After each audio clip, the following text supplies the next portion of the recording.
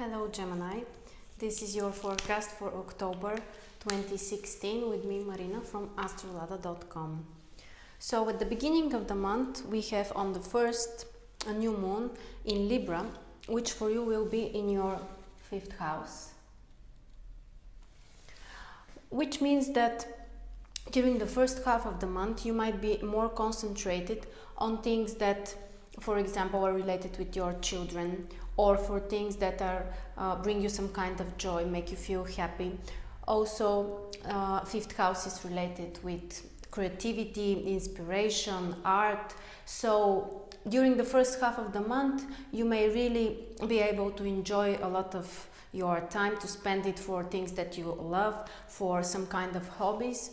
And it is especially positive because at the same time we have also the transit Sun and Jupiter here in Libra in your 5th house, which means that all these positives will be related with some kind of expansion. For example, you might be able to practice more your hobbies or some entertainment. Also, it's a very positive combination for love, for falling in love with someone, for romantic relationships, especially if you are not in a relationship. That's a very positive indication for you that you may fall in love, or somebody else might fall in love with you.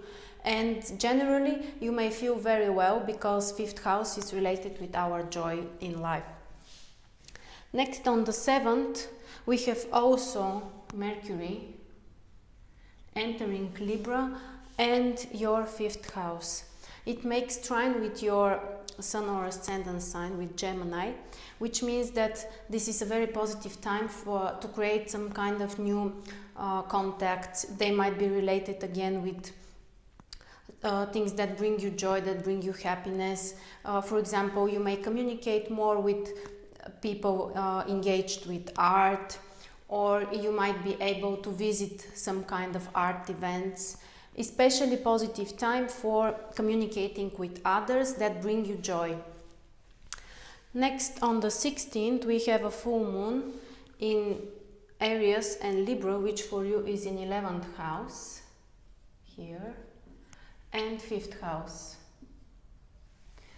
The full moon connects these two houses, which means that for you, you may need to find the balance between these areas of your life. 11th house is related more with our mental activity, and 5th house is related with our heart.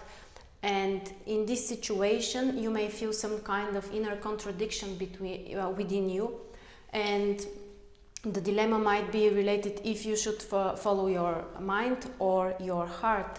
And sometimes these situations might come up very unexpectedly for you, because the full moon includes also Uranus, which is in conjunction with the moon and makes opposition with the sun, which means that this situation might be unexpected, in some way more shocking.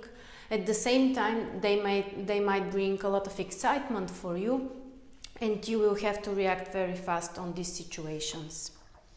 Next, on the 18th we have Venus entering Sagittarius, which for you is in your 7th house. That's especially positive indication for the fact that you might be able to spend more time with your partner, for enjoying the company of your partner, or also this is a very positive indication for people who are working with clients. And this combination means that Venus in 7th house might bring you more joy and happiness in communicating with other people, especially with those who are close to you. 7th house represents the people we communicate face to face, which are on the same level as ours and are close to us. So Venus in 7th house can expand and can improve your communication with other people, especially with your partner. Next, on the 19th we have Mars and Pluto making exact conjunction in Capricorn, which for you is in your 8th house. This is a little bit more complicated aspect. From one side it can be related with a lot of power, with physical energy, feeling ready to take some initiatives, to be brave. But you should be careful because this combination Mars, Pluto, 8th house, sometimes it might be related with possible dangerous situations, so you should be more careful, especially regarding finances. For example, it might be related with your bank cards, with your debit credit cards, or some kind of insurances, or even with the money of your partner. You should be more careful around these days. Actually, the exact conjunction is on the 19th, but the aspect can have some influence a few days before and after that. Next, on the 22nd of October, we have the Sun entering Scorpio, which for you is in your 6th house.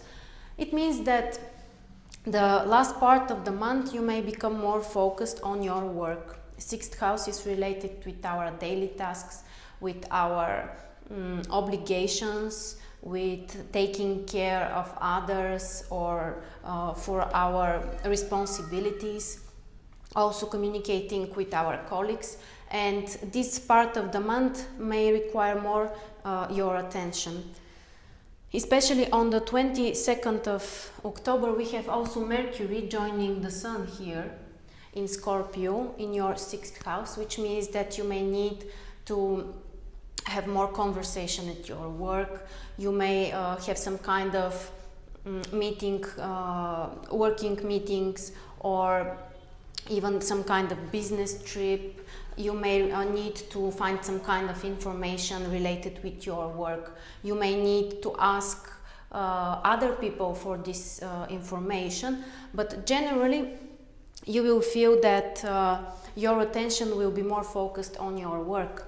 Especially at the end of the month, on the 30th, we have also a new moon here in Scorpio in your 6th house. So you can see how the main focus of your attention will change from 5th house to 6th house, which means that the first part of the month is more appropriate for spending more time on entertainments, on things that bring you joy, even take some kind of rest. And the last part of the month, after 22nd of October, you may need to work more. You may also be able to find some solutions in your work, and generally it will be more positive for your work. So I hope that it was helpful for you, and thank you for watching. Bye.